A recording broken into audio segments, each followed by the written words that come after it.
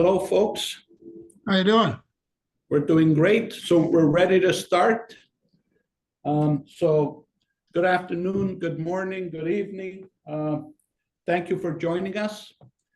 We have approximately 650 registered attendees, and we're excited to be able to say that this is our first international webinar. So thank you for joining. And as you can see on the map, these are the various folks that have joined us.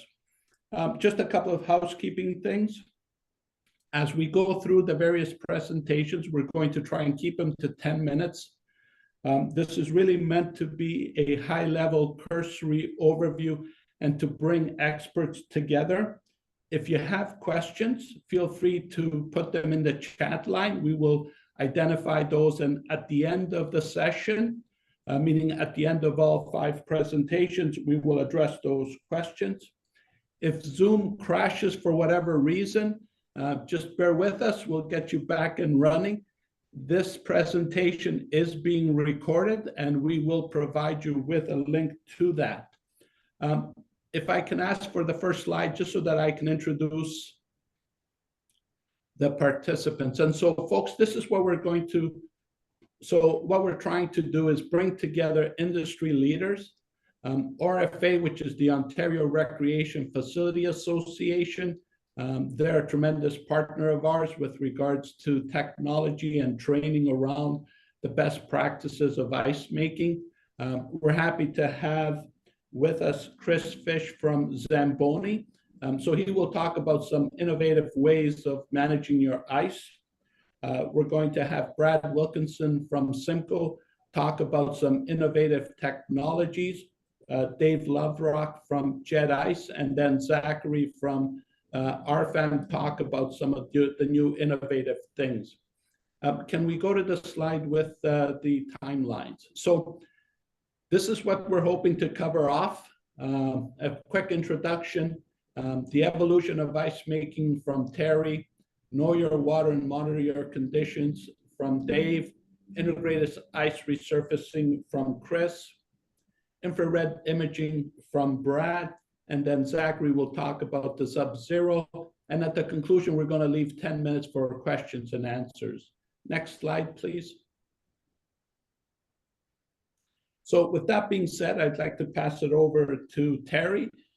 Terry, by all means, would you be kind enough to take it from here? Absolutely, John. Thank you very much for the opportunity to be part of this. What I was asked to do is provide a brief introduction to a topic that probably everybody who's signed into this is very much already aware of or participating in at one level or another. So what we wanted to do is we wanted to set the tone in regards to how we got to where we are today. So Zach, if you don't mind to go to the next slide.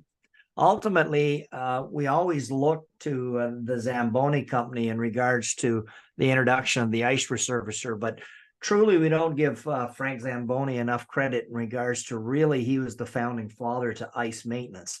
The whole development of the ice resurfacer was in fact around ice maintenance, and from there it's evolved. There's been a whole bunch of different players that have come into play. Our job as an association is to collect that information and pass it along to next generations. If you're here looking for one secret or one solution in regards to fixing your ice maintenance challenges, there isn't one. It's a collection of knowledge and core principles that have to be adopted to be able to be successful. What you're going to get here today is a reminder of some of these principles that have been proven, and also new technologies and new innovations as we move forward. So back in the day, when you take a look at the first Zamboni tape that came out in the early 1980s, and it may have been created in the 70s, inside that VHS tape, long before YouTube, they talk about the importance of ice maintenance. And the whole sweet spot at that time was to maintain your ice at about 1/4 to 1.5 inches of ice. Still seems to be a relevant measuring state with some variables. And I'm just going to touch on that before I pass it on to the next presenter. The keys to ice maintenance. Well, if you've got the key to the refrigeration plant and you've got the key to the ice resurfacer, then ultimately you've got the keys that are completely attached to ice maintenance. So really, those are the two areas. You need to understand the refrigeration aspect of it. You also need to clearly understand proven ice making principles. And your next presenter, Dave Loverock, is the expert on that. And then we get into the different variables, and I'll touch on that in the next slide. Zach, please, and thank you. So if you take a look at the slide here and you see the ORFA refrigeration ice making manual, some of you may have seen this. It was referred to originally as the Bible to ice makers. And really what it was a collection of information from both corporate members and practitioners, and the ORFA acted as the organization that collected that information to be able to pass it on as industry best practices. There's just not one process that's going to work in every facility. If you understand, like I said, the core principles and the chemistry and the sciences that surround making and maintaining a sheet of ice, then ultimately that you are going to be successful moving forward. Now, inside that manual, we did touch on 1.25 to 1.5 inches, and it worked its way through the court systems here in the province of Ontario. And realistically, when Frank Zamboni first came out with those templates, it was based on the same principles that are going to be discussed here today, meaning that it was based on giving a great sheet of ice and then ultimately controlling the energy efficiency. And that was back from the 50s, that he quickly understood that the thicker the ice, the more it was going to cost for him to pay for the electricity required to generate that ice sheet. So those same core principles are still being applied today. What we have done is that we've actually gone through and done a deeper dive in regards to, like I said, the sciences that are attached with this whole process. And that's really the secret in regards to maintaining ice. You first got to make a great sheet of ice, and then it's going to be that much more simpler to maintain. Ultimately, if you are embracing and adopting the proven principles of working in an ice arena, then you're going to be able to be successful and apply some of the information that's going to be shared as we move forward. The template that we use for determining in regards to an operator's ability, I appreciate the vast amount of knowledge that's being represented here with the 600 plus registrations, but I ask yourself, if you've worked in the industry 10 years, 15 years, or 20 years, have you actually got 10 years experience, or do you have 1 year experience 10 times? Meaning that you're doing the exact same things today as you were when you first started. The challenge that we always seem to get is that we'll have practitioners say, well, we always done it that way. That's why we do the things that we're doing. Zach, next slide, please. So the principles still are the same. We want to be able to manage the energy that's being used to create the sheet of ice. That's going to put less stress on all the equipment that's inside the building. Ultimately, we want to be able to provide that superior sheet of ice as we move forward. Now, what we do now is we collect a lot more data on our ice maintenance activities, and that's for legal purposes. If we're ever called into question, there are set waypoints in regards to what the courts expect from us in regards to the way that we are operating. As much as 1.25 inches, 1.5 inches may be applicable in many of the sheets that are represented here today, the reality is that the ORFA removed those levels more than 10 years ago. And we tell you that you've got to set your ice depth based on what's going on in your facility and the way that your building, in fact, is reacting. We've got buildings that have to run with 2.5 or 3 inches of ice just because of the activities that go inside that building. High caliber figure skating, sledge hockey, they'll all destroy it. And if we try and run it in 1.25 inches, 1.5 inches, it doesn't work.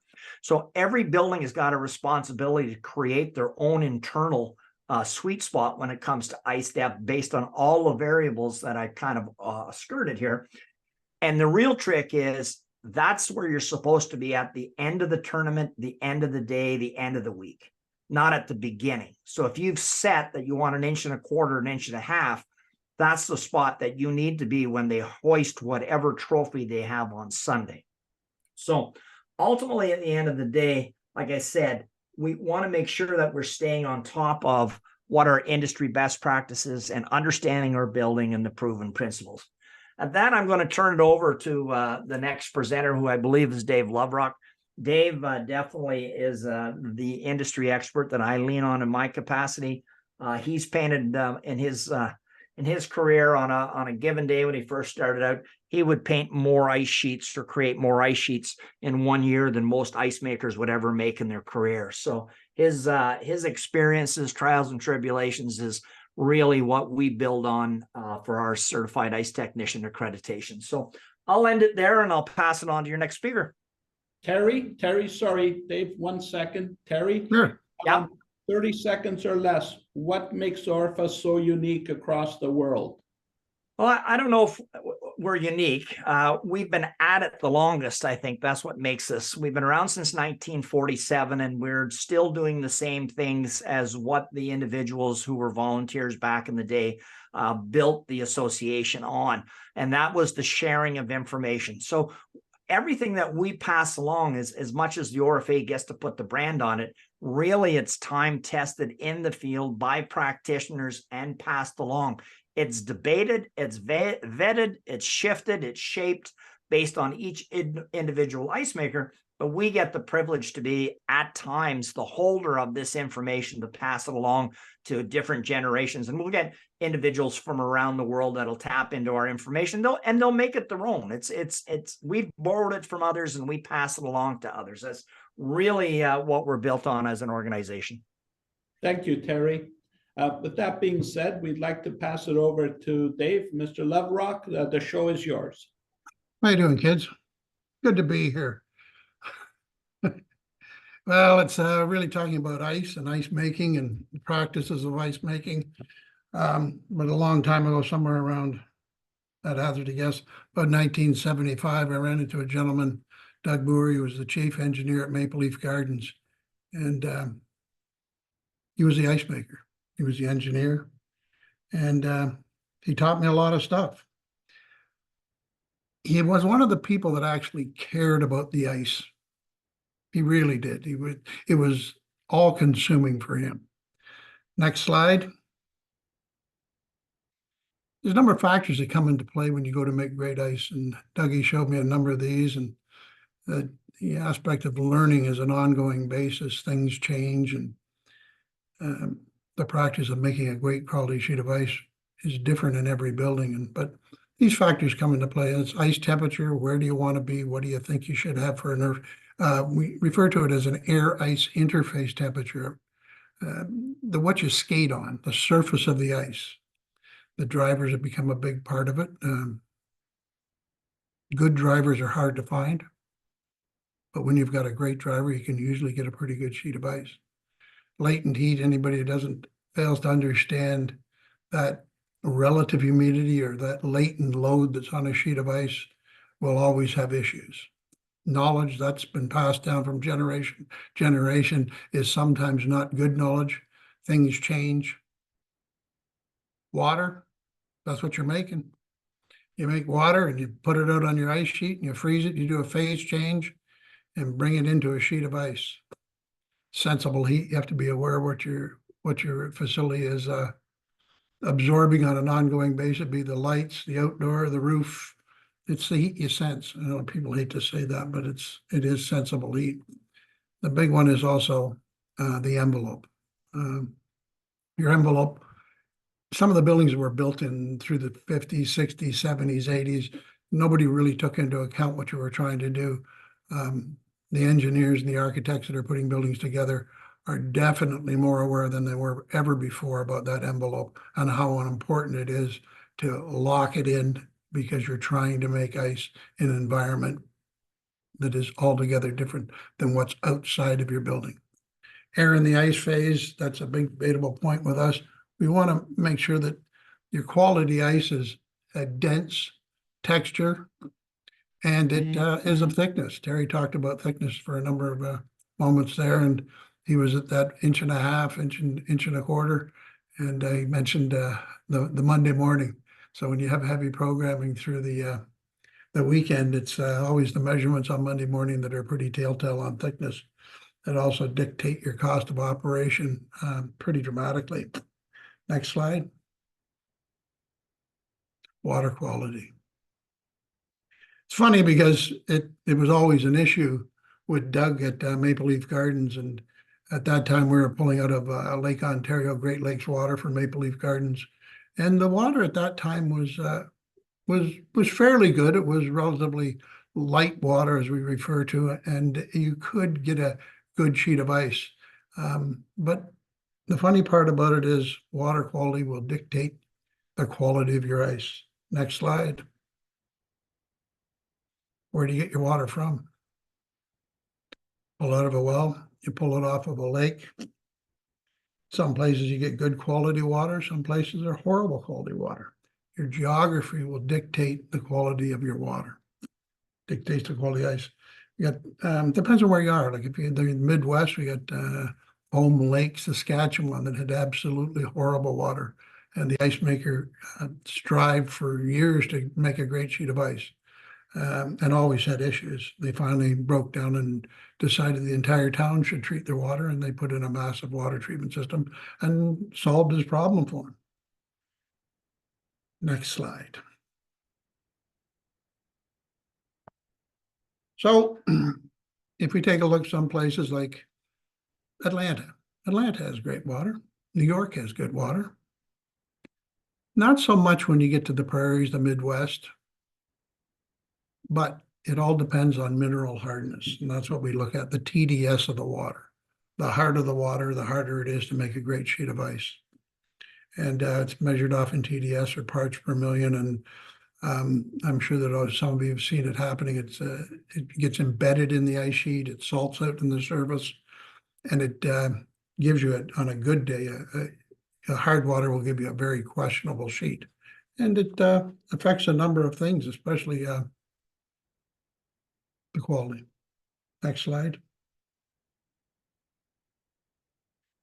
This is pretty telltale about quality water, and it's just a matter of when you get a good quality water, you get a great sheet of ice. If you have a highly mineralized water, you take away from that sheet that you really try and make the best sheet you possibly can.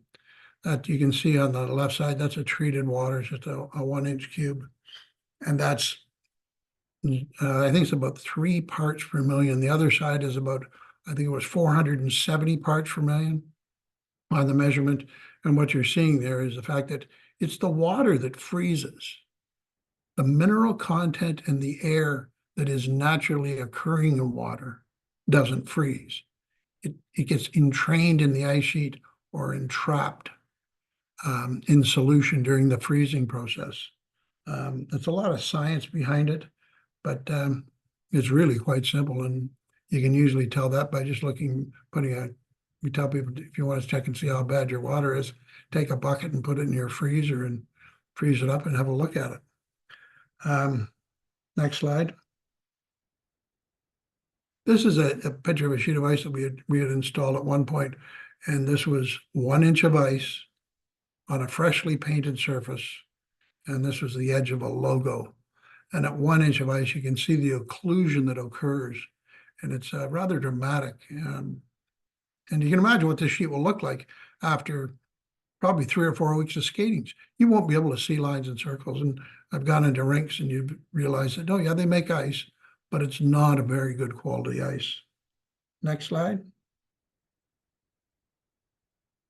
Contents in water affect the clarity of the ice, the heat transfer, and your ice texture, which I refer to as the air-ice interface. That's what you're skating on.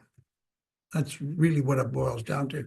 Clarity is an issue, but you're going to have some occlusion no matter what anybody tells you, just from the skate blades. People have a great looking sheet at the start of the season, and 3 weeks into it with highly mineralized water, it goes south on them fairly quickly. Heat transfer obviously is a big issue because everybody's out here trying to save money and save energy. Next slide. So we're trying to figure out where to go with this. We've been making ice for such a long time, you sometimes wonder whether all the science is behind it. So we've approached Toronto Metropolitan University, or Ryerson University as it was known until recently, to review what we know and bring it forward into a more or less a database on the actual ice. Next slide. There she is. She's our research chemist. And she's actually delving into the aspects of a lot of things that we're curious about, but don't have the testing equipment or the chemical engineering background to really qualify ourselves as the experts for science. So Jet Ice has worked in conjunction with Metropolitan University to make a better quality sheet of ice. Next slide. And that's what it's all about, producing high quality ice surface and reducing the energetic expenditure. I like that phrase. Next slide. So we've put together a little room. It's a rather peculiar thing where we have two single sheets or channels to test different types of water, test for hardness, test for all the parameters that make a great sheet of ice. And this testing will be ongoing over a 3-year window, so it will be fairly in depth. And with these, this is a 1 inch and 1.5 inch sheet that I know it'll be actually 2-inch trays or pans that we will fill with everything from treated water, untreated water, RO water, DI water. We're also looking at, I don't want to say this out loud, but we're looking at curling too as well. They are a sport and they have to be babysat with all the information that we want to give them. So the science behind it is really going to bring us to the forefront on what everybody expects on quality ice. Next slide. And they've spent a lot of money. We put forward a big effort on this as well to provide them with all the assistance that we can to make all this information available in a package so that you can actually take a look at where is your optimum air ice interface temperature, where do you want to find, and what type of water do you need to make that great sheet of ice, be it for hockey, figure skating, curling. These numbers are variable numbers, obviously, because everybody likes to claim a different temperature. Oh, my ice is at best when the surface temperature is 22 degrees. My ice is best at 25 degrees. Figure skaters obviously like a softer texture, and we run temperatures as high as 29 and 30 degrees at major events where they've just adored the ice. Well, that's their term anyways. But it gives us an opportunity to delve into it a little bit better with the actual technology and the true testing equipment. Next slide. We're going to collect the data over the next 3 years. We'll be releasing it as it comes forward and saying, okay, this is what we can do, this is what we can't do. These are the suggestions and the recommendations. But as I earlier said, it's about your envelope, and the whole part of it, people explain, is every building is different. And no matter what anybody tells you, oh, I've got so many tons, I got this much. Every building is different because of those parameters, those 8 or 9 parameters that affect the ice quality. So that all has to be taken together with those other numbers that come into play. What are we going to do with the data? Next slide. We're going to give you the data. And the strange part about this whole thing for me was I'm back at Maple Leaf Gardens. Doug Moore is no longer with us, but I'm back at Maple Leaf Gardens where we're going to be doing a lot of the testing.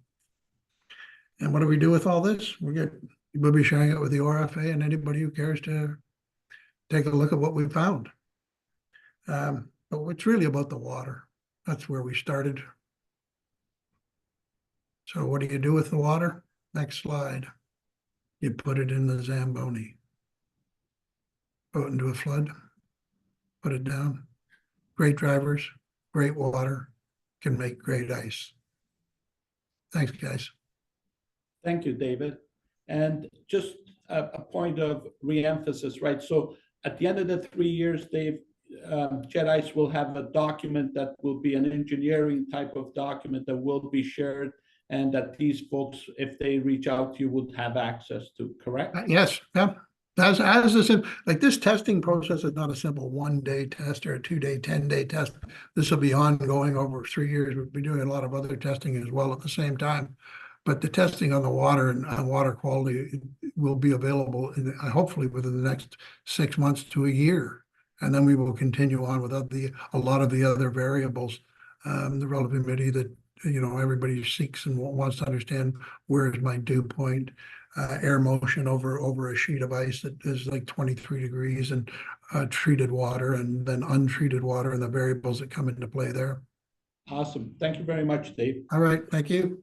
So with that being said, we'd like to pass it on to Chris from Zamboni. Chris, take it away, and we're on schedule, so please proceed.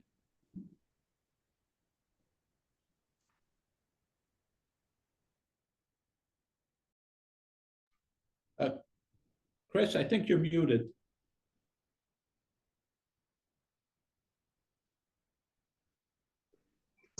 Can you hear me? We can now. Awesome. Thank you very much for that. And thank you for that invite. So without going into too much detail on who I am, again, Zamboni, I'm new to the company, but I'm not new to the industry. I've been part of the industry for just over 37 years. I got my first start on a tractor mount, did about 8 to 10 years maintaining ice on a tractor mount, and then slowly moved into the self-propelled resurfacing world. So next slide. So again, moving to what Terry was talking about earlier as well, that was a great shout out again with Frank. He did definitely put a lot of pride into the machine that we all know and come to love today. The principle of the product you have to sell is the ice itself. He did put a lot of time and effort into perfecting that ice as well. Again, that's why I'm part of the Zamboni team. This is something that's, I grew up on the machine, so being part of the team, this is amazing. Next slide. So there's so many aspects when we want to talk about maintaining ice. And again, there is so much to talk about. But one of the things, again, let's talk about the regular edging. So everybody knows when you play hockey, you're playing in the center. Typically, the outer edge of the rink along the boards is where hockey is played the slowest. And usually that's where the machine travels its slowest. There are certain individuals that will travel this as fast all the way through, but there are times where this is the slowest. Again, if you're not maintaining your water, if you're not maintaining your blade at that speed, you're going to tend to build and you're going to create that dish. But also this is where the snow gets kicked up, and this is kind of where everything just gets forced. So with that regular maintenance with edging, so if you're edging every single day, you're going to slowly pull that edge back down, and you'll notice that the blade itself is feathered. And there's a reason for that feather, because again, when you're overlapping, you don't want to create an edge every time that machine is going over a lap. So by doing your regular edging, you're gonna slowly bring down that edge on the side, and then you're going to maintain that nice flat sheet straight across. Again, you've got your different options. You've got your fossil fueled edgers, and you've got your electric edgers. Again, when those tools are used properly, you're going to have a nice sheet straight across. Now let's kick it over to the next slide. Again, the blade quality. Make sure you check your blades. How sharp are they? How often are you changing your blades? The degree of the angle that the blade angle of your blade edge is. Now, again, when Frank designed this machine, he was designing it for a purpose. And again, it was to clean and maintain ice. But again, that blade angle on a Zamboni is built to a specific degree. And that specific degree works great for this machine. All ice resurfacers have their own angle. And this is where it was found to work specifically for Zamboni. And again, when you're maintaining your ice, you're going to see a lot of things that happen. If you're going to see wavy ice, if you're going to see chippy ice, you want to kind of go back to your blade. Is it in the right holes? Is it the proper size? When was the last time it was sharpened? And then making sure that if it is indeed a Zamboni blade, that it is following that 24 to 26 degree angle. Let's move on to the next one. So some of the technologies that have come out recently, again, is especially specifically speaking to Zamboni, is the fast ice, and we'll see it here shortly as the level ice as well. So the nice thing with the fast ice is it's a dual boom system that connects on the back. There's a pump. It's all speed related. There's going to be a controller on the screen, or a controller on the top of the machine. And from there, you're able to control how much water is hitting that ice.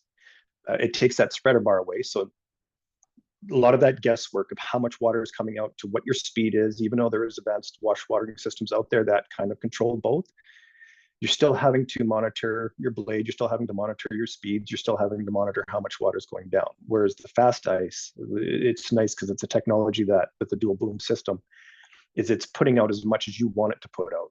Anything from a certain percentage low to full on board, you're putting out more than what you typically would. And if that's only if you want to build. So again, the nice thing with fast ice is that it does remove the suspended gases in the water live at the machine. So as it's being sprayed out, those gases are being removed that are being trapped in the water, and it just when it gets sprayed, it hits the ice, and the amount of time it takes to freeze is a lot faster than you would with the spreader bar. So if we move on to the next one. So again, reduced ice maintenance, water consumption, and reduced load on the compressors, that's all part and parcel to what Dave was talking about as well. Again, as long as you're maintaining a certain specific thickness of ice, that's going to reduce how much load on your compressors. Again, every facility is going to be built differently because some are going to be warmer, some are going to be colder. That's going to play a factor. The water consumption, again, there's technology that ties in as well, which, Zamboni Connect, for those of you who may be familiar, again, it's going to monitor how much water is being used from your speeds. There's so many things within Connect that are evolving as time goes on. That's going to be speaking to a lot of how these new technologies are working. Maybe future time, there could be even tie into ice so that the Connect is looking at everything within that facility. So again, reduced maintenance. Fast ice is going to reduce the amount of water that's going to be hitting that sheet of ice. So again, as long as you're maintaining your speeds and you're maintaining that water to snow ratio, you should be within that inch and a quarter if that's your desired thickness. So moving on to the next slide. Again, level ice. Again, this was a technology that came out a while ago. This one here definitely takes out a lot of the guesswork. As an experienced operator myself, and a lot of those that are out here who are watching today, again, your ice tells you the story. When you're looking at your ice and you're going to look at those lines are going to be wavy, and not a wavy that I'm speaking of like a wave. You're just going to see there's certain areas of your ice where your lines are looking a little brighter, or they're going to be looking a little darker. So as an operator, it's up to you to be looking at those spots. Again, you should know what your ice thickness is when you're doing your weekly checks. But when you're looking at your ice, if you're starting to see some areas that are dulling more than others, you got to put more blade, less water, and areas that are too bright, you're going to put less blade, more water. So what the level ice again does, it takes away a lot of that guesswork. It's not about taking the operator away from the technology and maintaining that ice. It's actually helping you build, it's helping you maintain. So it's taking a lot of that guesswork away. So as you're going around, if your desired thickness is 1.25 inches, once you've determined that benchmark on your ice, and as long as you're still following the same routines by maintaining your water, that blade is going to be adjusting to where it needs to be adjusting to maintain that ice throughout the whole entire sheet. That's also going to take some of that maintenance off of your machine as well, because then you're not spending a day or 2 days or whatever you're allotted to do a lot of that ice maintenance, where you're taking off bucket load after bucket load after bucket load, where you're working that machine so hard. So again, proper edging, proper techniques, and then by utilizing some of the new technologies that are coming out, when you compare, or when you complete the package with the level ice and the fast ice together, those two are working hand in hand, so that the blades not having to work as hard, and the water is putting out what it's supposed to be putting out. So next slide. So again, here we're looking at how the level ice, again, with that laser on the back, it's your reference point. And again, wherever you benchmark on your ice, and the benchmark just means whatever your desired thickness is. So somewhere on your sheet where you know the concrete is the highest, or where your sand spot underneath, but where your concrete is the highest, and that's where you want your 1.25 inch, that's where the ice will be maintained to that point throughout the whole season. And next slide. So this new technology, I can't speak too much towards this one. This is the new ZX5 that you're going to be seeing streaming, scrolling all across social media. This is the newest technology that Zamboni is going to be coming out with. I don't want to speak too much to it, but there is a lot of technology that has been put into this machine that is going to create amazing operators out there. And it's going to take a lot of the guesswork away from the drivers. So just pay attention to social media, pay attention to everything that we put out through everything. This is a new, exciting technology that we're working towards bringing you, the customer. And I believe we're going to turn it over to CIMCO. Thanks, Chris. Brad, so give me just a sec. So Chris, we appreciate what you're doing. Quick question for you, and just a couple of comments. So there are a number of questions that are being asked. There's a number of people that have raised their hands. We will answer those questions at the end of the session. So keep writing those chats or those comments. Chris, where do you see electric vehicles versus gas or propane in the future? Like, any ideas? I think the way the world's trying to go towards electric. Again, you want to make sure that you find the right technology for the right application. You know, you have a facility that is full of kids playing hockey, full of adults playing hockey, and you want to make sure you're bringing them the best atmosphere, the best that you can. Right now, the electrics being the leading charge, I guess, because right now with the automotive industry trying to push all electrics throughout the world, you know, it's hard to say what that future is going to look like 10, 20 years from now. But right now, it's nice because with the lead acid now going into the lithium ion, whatever that next electric source could be, it's definitely something that could be looked at within the industry. And I think everybody will look at that technology in the industry. So I'm not sure if I'm answering questions or not, but right now, between the fossil fuel and the electrics, we're starting to see a big change within, say, North America here, where the electrics are starting to become more the forefront in facilities. And I'm sure Europe is probably seeing the same. Awesome. Thank you very much, Chris. So we'd like to pass it over to Brad. Brad, the show is yours. Can you guys hear me okay? Yes, sir. All right. Thank you very much. Afternoon, everybody. Thank you for joining us today. Really appreciate the opportunity. For those of you unfamiliar with CIMCO, our journey began, next slide, please, Zach. Journey began back in 1913. We are widely recognized as leaders in sustainable refrigeration solutions. Our reach extends throughout North America, providing thermal solutions in the industrial, recreation, and commercial sectors.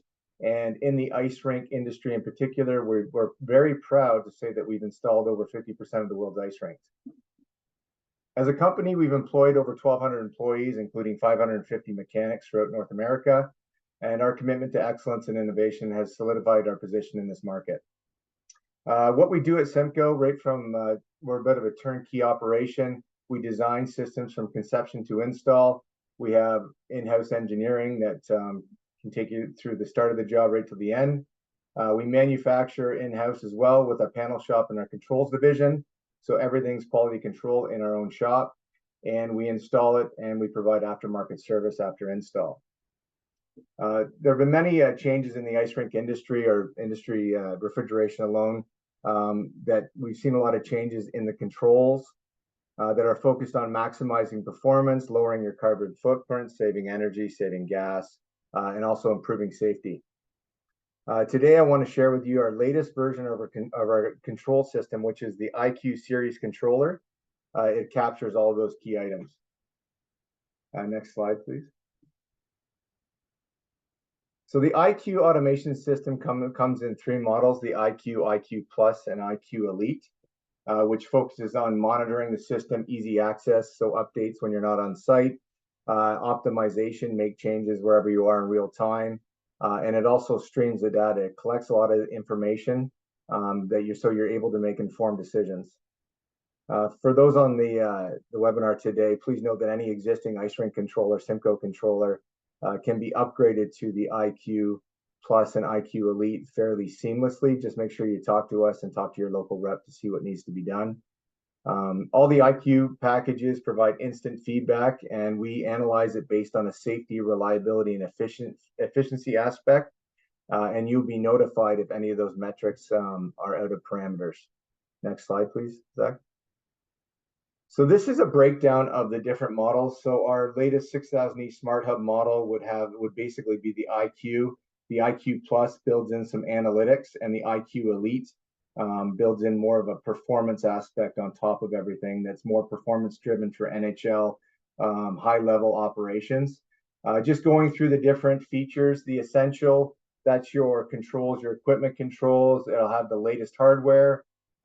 Again, there's many aspects to controlling the plant, from thermal imaging camera, which is new, and I'll get to that later. Your IRC camera that sits above the ice, your slab sensor, and your return mode. Our latest model is a web server-based operator interface, which is accessible from any network. And the nice part about the controller is it tracks all the operational hours, and all your maintenance is driven on your run hours, and you can input any notifications to give you alerts that you need to do something.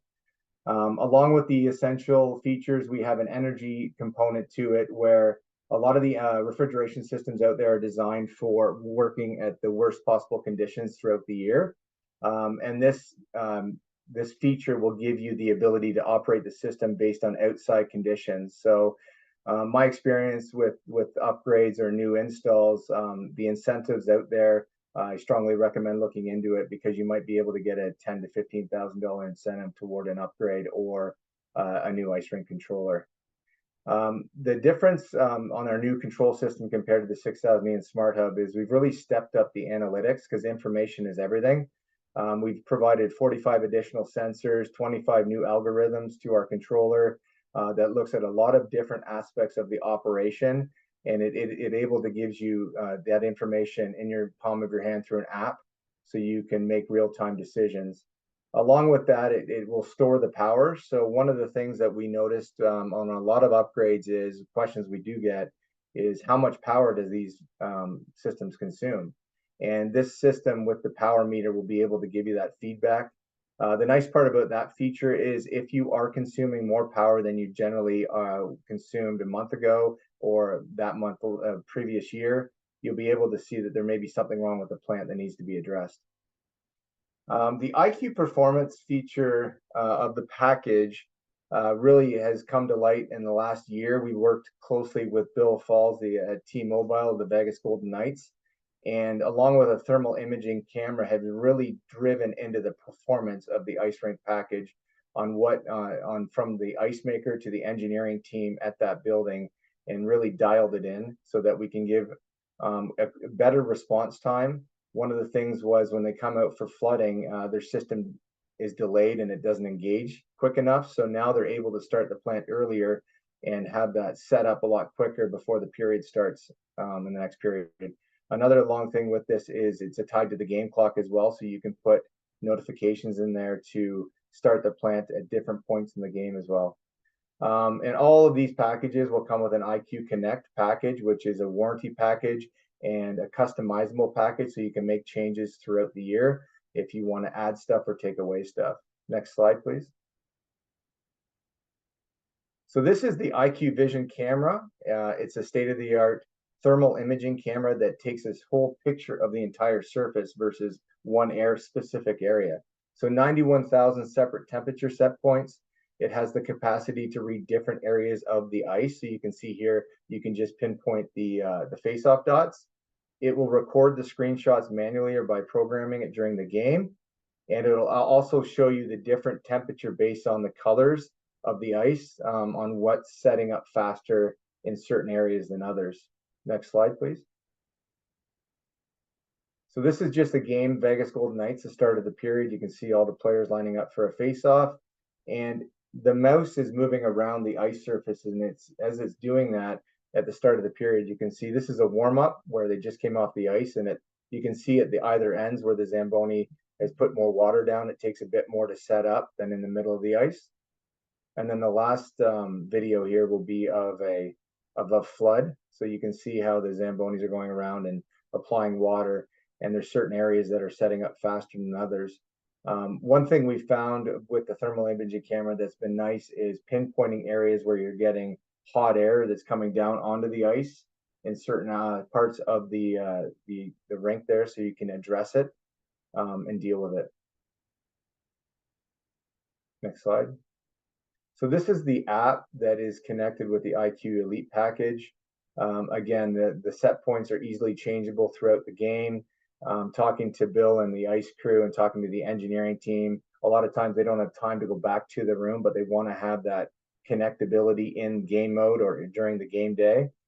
So they can alter set points throughout the day. It's tied to the game clock. They can get alerts and get real-time information and view the conditions wherever they are in the arena. Next slide. This is one thing that all NHL teams have to do. They have to do NHL reporting on game days. So we built in this collection data where we can take on the recorded reports that meets the NHL standards. It'll save it and email it to a certain recipients, to the ice maker, whoever else you want to have it. There's a condensed version on the app itself, and you can set yourself up for a scoring system on ice conditions too, to compare game in and game out on seeing how you're doing throughout the year and compare it on each night that you have a game. So yeah, we're super excited with this new controller, and we're excited to see where we're going to take the next steps with our control. Thank you. Thanks, Brad. And that was very informative, a lot of changes. And that sort of leads to Terry's first comment about, do we have 1 year of experience 10 times, or do we have 10 years worth of experience? Technology is changing. And I think what's coming to the forefront is, three real terms: efficiency, net zero, carbon tax. And so how do we manage our ice? And with that being said, I'd like to pass it over to Mr. Zachary. Sir, it's yours. Thanks, John. Can you hear me? Yes, sir. Awesome. Thank you, folks, for joining. Appreciate it. Again, if you have any questions, feel free to drop it in the chat and we'll go through it at the end of the session. We're going to talk about Sub-Zero and how it brings everything we spoke about, from water quality to proper ice management to ice thickness and your readings and your plant, bringing it all and giving you a simple dashboard to leverage and understand what's really going on with your ice and your facility. Here's a sample, here's an example of what we're talking about: going out on the ice, doing your standard drills, collecting it digitally, using TVs, using iPads to have these readings quick, easy, accessible throughout your facility, getting it off paper, getting it off whiteboards, getting timestamps, who completed it, when did they do it, making it a whole lot more simpler and giving you months and years of trends and analytics. So how does it work? What does it look like? You pull it up on a mobile device, you go and you do your standard drills, 29, 37, 52 points, drill the ice, collect it, log it just from standard drop downs. As of right now, there's no sensors or stuff that goes in your ice. You just pull it up on your phone and log it. It knows the facility, you know which sheet. If you get your ice provided by Jet Ice, we can also get your custom layouts for each pad, so you can see exactly what it looks like, and it increases and improves the accuracy of your staff collecting the data. Here's an example on a tablet, being able to pull up the information. This is just a demo here, but you can see live readings of your ice thickness. You can also add your floor variance and be able to use this to improve and validate your operator or your driver training and the training the staff are receiving. So if they're going around and maybe, as mentioned by both Jet Ice and Zamboni, the edges are too thick. Maybe they're not edging enough or edging properly. Some areas are too low in comparison to your floor. Very valuable data that you can have access to and monitor and make sure everything's going well in your facility. We'll also be able to track the water quality, your TDS scores, which we spoke of, the temperature that's going into your ice resurfacer, your plant efficiency, the hours on your compressors, or your glycol or brine pumps, and your equipment performance. So we just installed level ice. We've been collecting all this digitally. Now that we have level ice, our ice went from a variance of 3/4 of an inch or a half inch down to 1/4 of an inch. And we're able to have a much more consistent sheet of ice, or with fast ice as well, or other tools you might be using. You can't change what you can't measure at the end of the day. All of this information can also be stored and collected digitally with our digital logs. So you can see some examples here, whether it's your slab temps, your dew point, your RO readings, your compressor hours, your ice cut logs. We just found out this morning, it's demo information here, but one of our rinks, Warrior Ice Arena, they've been using this for the last 9 months, doing digital ice cut logs, and they've done about 1,300 ice cut logs where they have digital data, and we can start to build trends, as you'll see here, whether it's comparing average runtime hours to their ice depth, pulling up live readings or the most recent reading they collected on temperature, humidity, TDS, battery percentage of their ice resurfacer, and the amount of snow that was removed from the snow tank. The value of collecting, having easy access, especially with maybe some younger operators, to do it on a phone, do it on a tablet right away, and having it time stamped so you know who did it, is huge from a legal, liability, and housekeeping perspective. This is what it will look like when you have it on a TV with some of these new features that we'll be adding, where you can see everything all at once. Your custom layout for your sheet, your current ice scores toggled between the score on the rink or the color coding to get an idea as to where you stand, trends or pulling up a specific one, adding your floor variance to see not only the thickness of our ice, but swishing to see if it's actually level in comparison with the floor. And then some of these other metrics, certain points of interest to see trends, and average thickness across all of your sheets. A very simple tool that will help streamline your ice operations and show and improve that performance over that period of time. The future, we've heard from a number of individuals saying we don't have time to drill, or just don't want to drill in general. What options are out there? This is something that's coming, being tested, being used, where you can put a small sensor in your rafter and it will give you live readings at certain intervals, half hour, once a day, and you can see the accuracy of it and compare that against your programming. So versus adult skate, public skate, if we have a professional hockey team practicing, what's the impact? What's the wear and tear on our ice? A lot of very cool and valuable information. This is where things are going, and it's cool to see various rinks engaging with this and testing this out as well. John, that's it from me, 5 minutes or less. Awesome, thank you. Hey, Zach, just out of curiosity, how'd you manage to get that jersey behind you? The Sharks were very, very kind enough. Good friend Glenn said, hey, you're here visiting us, so we've got a nice little gift for you. So it's signed by all the players of the 2016 team, and yeah, it's a pretty special possession. Cool, awesome. So Zach, do we want to move forward with sort of questions and answers, something that you'd like to offer to the participants? I'll leave it up to you to sort of go through that. Sure. So we've got a few here. The first one I see is Dennis. He says, I have dirt floors on both rinks. How do I measure thickness? Great question. So Anaheim Ice had the same situation as yourself, where they've got sand floors. When they took their ice out, they put electrical covers, the metal electrical cover, put it at the 29 points they saw on the rink, spray painted it blue so then their staff could see it. So they go out and drill it. It sits right on top of the sand, and now they're able to monitor their ice thickness a whole lot more effectively. Does that answer your question, Dennis? Well, I'm not sure if you can reply to it, but if you have a question, you can reach out to us, email us, or put it in the chat. Will a copy of this recording be shared? Yes. So it's all going to be, this is all recorded. It'll be put up on our website. We'll send you a link. Everyone can access it. Nice to see air. Dave, this one might be for you. Nice to see air in water, and water temps will be part of the JEDI study. It would be great to see some benefits of scientific data. And there's 2 or 3 more on ice quality. Dave, would you like to chat on a few of them, or maybe just type out a response? I don't have a problem talking about all of them. I just ice quality and has always been one of the big ones when you go into any building. But air in the ice phase has always been one of the big questions for a lot of people, because there's a misunderstanding about air and dissolved air. Dissolved air is naturally occurring in water, and during the freezing process, this air doesn't want to freeze, so it tries to come out of solution.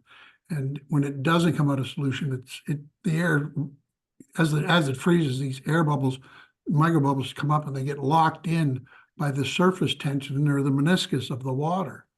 And dissolved air has always been an ongoing battle for us, so that that's one of the reasons we heat water for the resurfacing process.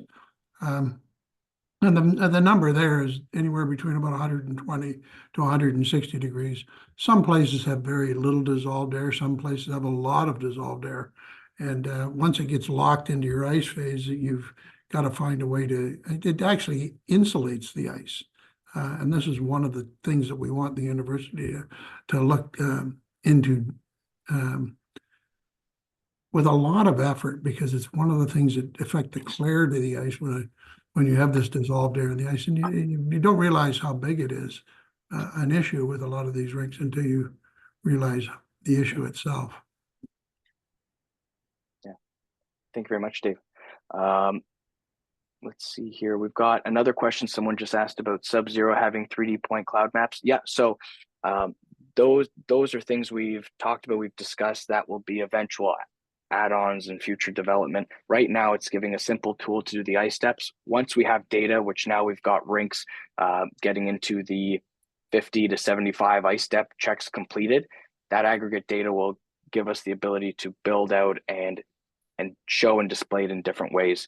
Manu, I hope that answers your question. And if you'd like to send me an email, absolutely happy to go through it and kind of show you the roadmaps to where we plan to go with that.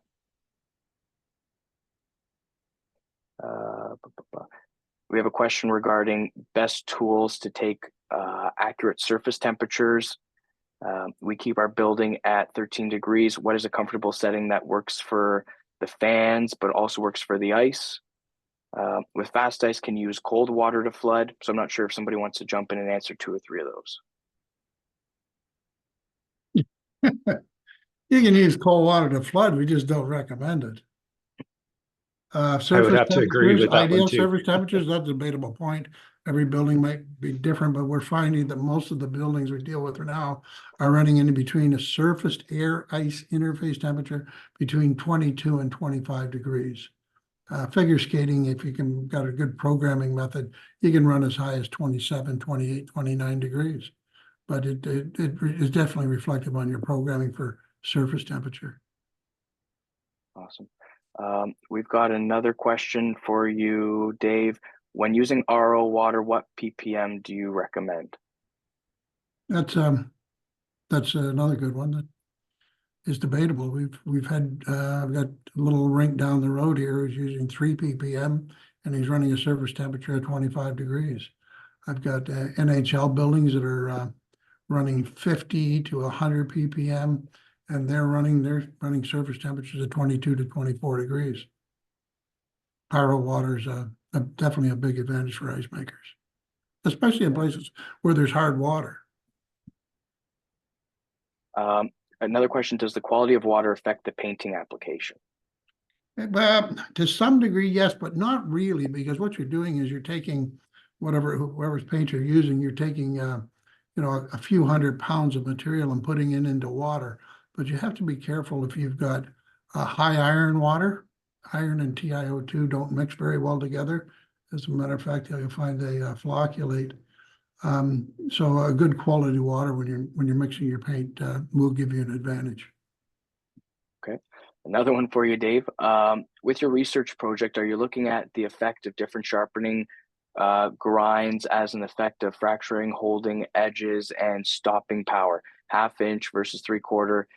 Thanks. Sounds like a great project. I got to meet Doug Moore at the 94 Briar and Red Deer. One smart guy.